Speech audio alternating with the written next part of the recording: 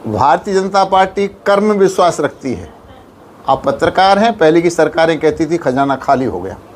हमारी सरकारें कहती है पैसे की कोई कमी नहीं है, और सबका साथ, सबका विकास, सबका विश्वास, सबका प्रयास, इस महामंत्र के साथ हमारी सरकारें काम कर रही हैं। तो उसके आधार पर, काम के आधार पर, विकास के आधार पर, विकास भी विरासत भी, इस आधार पर हम कह सकते हैं यहाँ महाराष्ट्र की जनता बहुत समझदार है। वाणी पर संयम रखना सबकी जिम्मेदारी होती है, और बेतुके बयान किसी को नहीं करना चाहिए, और जिससे फूट पड़े वो तो बयान कम से कम किसी को नहीं करने चाहिए। उत्तर प्रदेश के उन्नाव के सांसद साक्षी महाराज मीरा भाईंदर शहर में आए थे। गड़ोदिया परिवार का और उनका संबंध काफ़ी पुराना रहा है। मीरा भाईंदर शहर के पूर्व नगर सेवक ओम प्रकाश अग्रवाल के छोटे भाई भवानी शंकर, उनकी धर्मपत्नी स्वर्गीय मीनू अग्रवाल को वह बेटी माना करते थे। भले ही आज मीनू अग्रवाल इस दुनिया में नहीं है, लेकिन उन्होंने संबंध बरकरार रखा है। आज मीरा भाईंदर शहर में आए सांसद साक्षी महाराज से हमने बातचीत की, महाराष्ट्र की राजनीति पर हमने उनसे चर्चा की। आइए जानते उन्होंने क्या कहा। चुनाव की घोषणा हो गई है, मैदान जंग में आना ही पड़ेगा। तैयारियां शुरू हो गई हैं। सभी पार्टियों ने अपने अपने योद्धाओं को मैदान में उतारने का मन बना लिया है। हमारी पार्टी भी हमारे योद्धाओं को मैदान में उतारेगी, और हमें पूरे महाराष्ट्र में जहां भी सेवा का अवसर मिलेगा वहाँ हम भी दमखम से लगेंगे। परंतु आज का जो मेरा आगमन था, मोदी जी ने भारत सरकार की सबसे मजबूत अन्य पिछड़ा वर्ग कल्याण संबंधी एक स्थायी समिति का गठन किया है, जो जितनी भी स्टैंडिंग समितियां हैं भारत सरकार की, उसमें सबसे ज़्यादा मजबूत अन्य पिछड़ा वर्ग कल्याण संबंधी समिति है। उसका मैं एक सीनियर सदस्य हूँ। तो उसकी स्टडी टूर यहाँ पर आया, जिसमें हम लोग करीब 2 दर्जन सांसद आए थे। मुंबई गेटवे पर ताज महल पैलेस में हम लोग रुके थे, मीटिंग हुई थी। जैसे मीटिंग समाप्त हुई, मैं, चूँकि मेरा आश्रम है भवानी का और भाविक का ये प्रयास था मैं आऊँ, तो मिलने के लिए आ गए। उसी दृष्टि से यहाँ आना हुआ है, और इससे पहले मैं नांदेड़ भी आया था। अब चुनाव है तो चुनाव चलेगा तो आना जाना होता रहेगा, और पत्रकार बंधुओं से मिलते रहेंगे।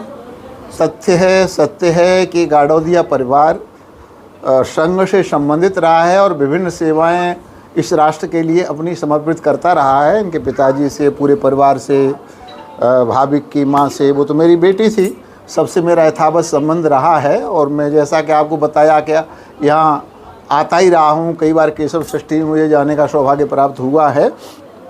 जहाँ तक अनदेखी की बात है, तो ये इसलिए नहीं कहा जा सकता कि परिवार बहुत बड़ा हो गया है, और विश्व की सबसे बड़ी लोकतांत्रिक पार्टी भारतीय जनता पार्टी, इतना बड़ा राजनीतिक संगठन विश्व में किसी के पास नहीं है जो भारत के पास है, जो हमारे पास है।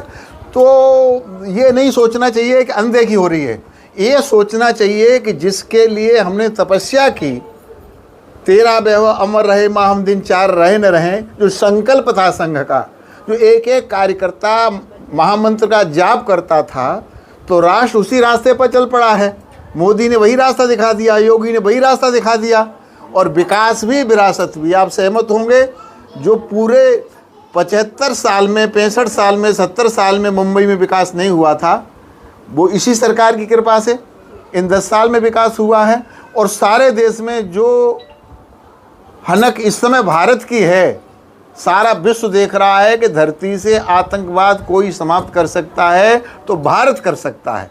तो भारत का मान सम्मान जो बढ़ा है, और दुनिया की सबसे बड़ी 5वीं अर्थव्यवस्था बने हैं, मुझे लगता है ये अपने आप में बहुत पर्याप्त है। और इतने ही पर्याप्त हैं सबका साथ, सबका विकास, सबका विश्वास, सबका प्रयास, मोदी जी का साथ देने के लिए, मोदी जी को आशीर्वाद देने के लिए, और यहाँ आने वाले समय में महाराष्ट्र में सरकार बनाने के लिए इतना सब कुछ पर्याप्त है। सर, भारतीय जनता पार्टी कर्म विश्वास रखती है। आप पत्रकार हैं, पहले की सरकारें कहती थी खजाना खाली हो गया। हमारी सरकारें कहती है पैसे की कोई कमी नहीं है, और सबका साथ, सबका विकास, सबका विश्वास, सबका प्रयास, इस महामंत्र के साथ हमारी सरकारें काम कर रही हैं, तो उसके आधार पर, काम के आधार पर, विकास के आधार पर, विकास भी विरासत भी, इस आधार पर हम कह सकते हैं यहाँ महाराष्ट्र की जनता बहुत समझदार है। वाणी पर संयम रखना सबकी जिम्मेदारी होती है और बेतुके बयान किसी को नहीं करना चाहिए, और जिससे फूट पड़े वो तो बयान कम से कम किसी को नहीं करने चाहिए। तो भारतीय जनता पार्टी और हम लोग तो उस संस्कृति के लोग हैं, सर्वे भवन्तु सुखिनः, सर्वे सन्तु निरामया, सर्वे भद्राणि पश्यन्तु मा कश्चित् दुःख भाग् भवेत्। हम इस भावना के लोग हैं, तो हम वैदिक संस्कृति के लोगों पर विश्वास रखते हैं। तो हम तो वो लोग हैं जो नागपंचमी को सांप को दूध पिलाते हैं, हम चींटियों को बूरा मिला करके आटा खिलाते हैं, तो हम तो किसी को कांटा चुवाने में भी पाप समझते हैं। तो ऐसे लोगों पर उंगली उठाना, और कुछ लोग ऐसे हैं जिसके साथ मोहब्बत करते हैं उसकी गर्दन तराश देते हैं, जैसा जो कुछ आपने बहराइच में सुना या कमलेश तिवारी के साथ हुआ या उदयपुर में हुआ, जो कुछ हुआ ये शर्मनाक है, इससे शिक्षा लेनी चाहिए। और जो कुछ कश्मीर में हुआ, इसलिए इसमें ज़्यादा टिप्पणी करने की आवश्यकता नहीं है, पर चुनावी समय है तो फिर होंगे दो हाथ। ये थे सांसद साक्षी महाराज, जिन्होंने राष्ट्र की राजनीति को लेकर भी उन्होंने अपना बात रखी है। आप देख रहे थे YSR न्यूज़ में अजीम तांबोली, भाईंदर।